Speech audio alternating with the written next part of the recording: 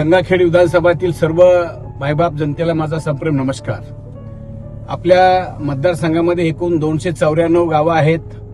त्यामध्ये वाड्या तांडे सर्व गावं मिळून असे 294 आहेत। त्या सर्वांना विनंती करण्यात येते सर्व सरपंचांना की आपल्या प्रत्येक गावामध्ये प्रत्येक समाजाला स्मशानभूमी आहे का, आणि जर नसेल तर आपण सर्व समाजासाठी स्मशानभूमीची मागणी करावी आणि ती माझ्या ऑफिसला देण्यात यावी।